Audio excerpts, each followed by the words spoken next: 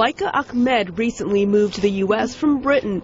She is pregnant with her second child and is hoping to have a vaginal delivery, but she worries about it. Some of her friends have complained that American doctors are too quick to choose surgery. I had my daughter in England, and they disagree with C-sections unless they are life-threatening. I mean, there's no other option left, and you're in a life-threatening situation. Ahmed's fears are not unwarranted.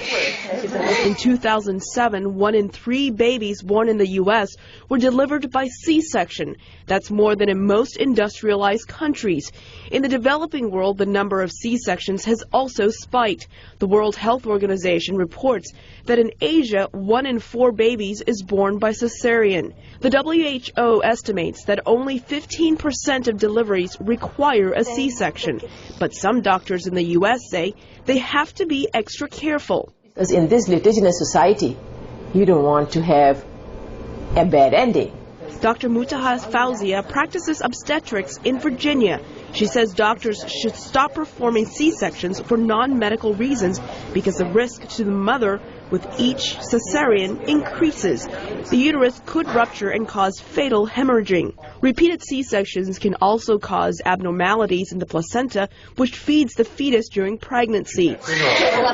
Dr. Fauzia says last year, 86% of her patients delivered vaginally. She says some medical practices increase the likelihood of having to resort to surgery. If you rupture the membranes, you end up into doing a C-section. Most of the time I saw. So what I did, I started doing less pelvic exams.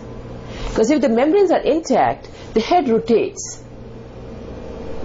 And so, but it takes a long time. And I have it now at times waited 8 hours. You cannot even believe. 8 hours after full dilatation, and ended up into having a normal delivery. In the U.S., there is another reason why so many women have their babies by caesarean section. Many delay childbearing until their 30s or 40s when it is more difficult to deliver vaginally. But the biggest increase in demand for C-sections is coming from women in their 20s. Dr. Fauzia says she tries to stay calm when her patients are in pain and are urging her to do a C-section. Vishnupriya delivered her first child vaginally. She says it was possible only because her doctor did not get impatient. And she waited so long, she was telling to me, no, you can do it, just push the baby, and finally I had my baby, and it was normal, and she's here now, 2.5 years. Amnesty International has called the increase in caesarean sections a maternal health care crisis. The organization says President Obama should act now. We're urging President Obama and Kathleen Sebelius, the head of the Health and Human Services Department, to open an Office of Maternal Health that would produce evidence-based guidelines so that we don't have C-section rates which are more than twice what the World Health Organization requires or mandates. A panel convened by the U.S. National Institutes of Health said the number of initial C-sections should be reduced, but it did not issue specific guidelines. For Vidushi Sinha, Elizabeth Lee, VOA News.